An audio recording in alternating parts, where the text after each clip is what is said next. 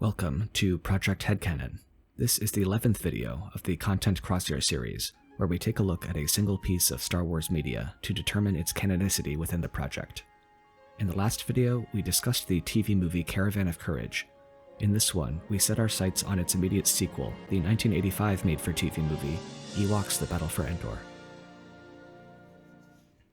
In the last video, I ruled that Caravan of Courage takes place in 1 ABY, as opposed to the Legends timeline, which has it in 3 ABY. For this movie, all we care about is that it's set shortly after the events of Caravan of Courage, so 1 ABY for our purposes. Just as the Towani family is preparing to leave Endor in their newly repaired ship, the Ewok village is attacked by a band of alien marauders aided by Charal, a human witch who has the power to turn into a raven.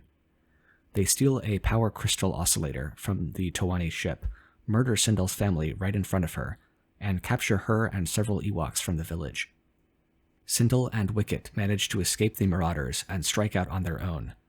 After a bit of spelunking and a bit of hang gliding, they find a hut in the middle of the forest. It's owned by Noah Brickwallon, a grumpy old human who crashed on Endor years ago, and his friend Teak. Noah eventually grows to care for Sindul and Wicket. As it turns out, his ship is only missing the same type of power crystal that the Marauder stole from the Towani family's ship. One morning, Charal the Witch kidnaps Sindul. Noah, Wicket, and Teak launch a rescue mission to the Marauder's castle. After some hijinks, they manage to rescue not only Sindul, but all of the imprisoned Ewoks and the power crystal. They are pursued by a large band of Marauders and Charal, in Raven form, back to Noah's ship. He and Sindul bring the ship online, while the Ewoks, led by Wicket, mount a defense. A large battle ensues, which the Ewoks eventually win with no on-screen casualties after the ship's guns are brought to bear on the attackers. Eventually, it comes down to Noah versus the Marauders' King Tarak in single combat. Wicket triggers Charal's talisman hanging around King Tarak's neck, causing him to be burned alive. Charal, now a Raven Nothlit, flies away. Sindul and Noah say an emotional goodbye to Teak and the Ewoks, and then they take off and depart Endor in Noah's starship. Roll credits.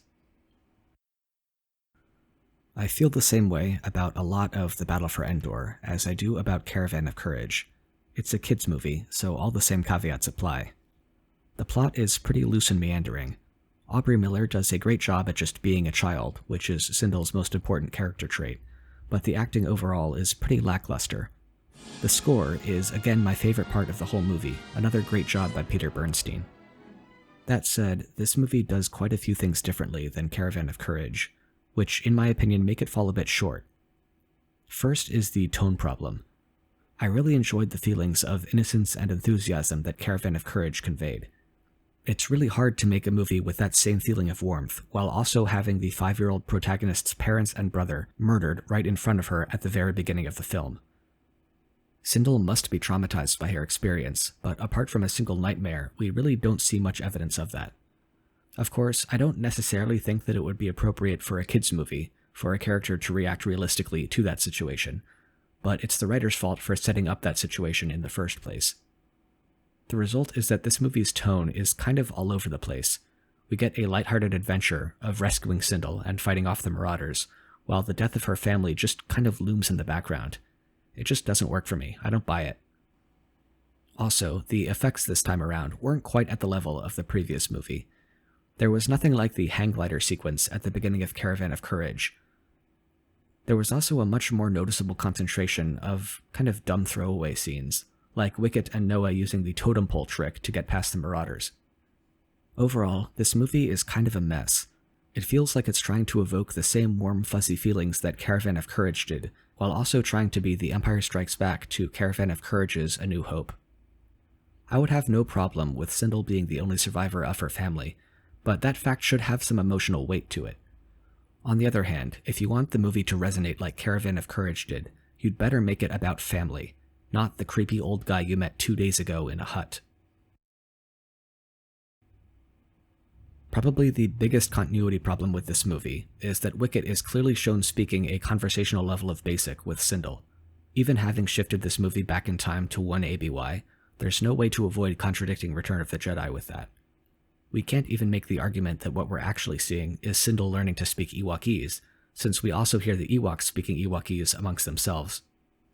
I'm willing to accept the presence of the Marauders, later identified as Sannyasins, on Endor, but their medieval-style castle looks completely out of place from an out-of-universe perspective. And from an in-universe perspective, it makes little sense for them to spend the man-hours quarrying, carving, laying, and cementing all of that stone to defend what, and from whom? They have blasters after all. Magic features even more heavily in the Battle for Endor than it did in Caravan of Courage, mainly in the form of Charal's powers of transformation. Charal was later retconned to actually be an exiled Dathomiri Night Sister. Her ring is one of several talismans of transformation, which are powerful dark side artifacts used by Night Sisters to transform into specific animals. Charal stole hers from Talzin before leaving Dathomir. Those talismans are only mentioned in the Book of Sith, a 2012 reference manual, and nowhere else is the Force ever shown to let users transform into animals and back. The closest I can think of are rat ghouls, which anyone would agree are totally different. Overall, I would be willing to make some careful cuts to remove those elements while keeping the core narrative the same, like I did with Caravan of Courage, if I thought the movie was good enough to be worth keeping. But especially compared to the previous movie, I really don't think it is. It's pretty bad on its own, and the fact that it's set in Star Wars just raises more questions than answers. So I hereby declare the movie Ewoks: The Battle for Endor to be entirely non-canon within the scope of this project. Now, this cutting process did raise a few issues. First off, we don't get any immediate closure on what happened to Sindel's family after Caravan of Courage. We know Sindel made it out thanks to a few mentions in later media, but when that took place and the ultimate fate of her family remains unknown. They get an entry on the Loose Ends page. Charal the Witch stands out like a sore thumb, as do the retcons that make her a Night Sister. All of that is getting deleted, including her appearances in other media. Noah Brickwalan is mentioned in a HoloNet news article that says he and his partner disappeared in the Model sector around 26 BBY. I have no problem keeping that, but without this movie, his ultimate fate and that of his friend remain unknown. There are also, as with Caravan of Courage, a tie-in book and record, and a children's book called The Ring, the Witch, and the Crystal, an Ewok adventure, that tell more or less the same story as the movie. For the sake of completeness, I deleted all references to those as well.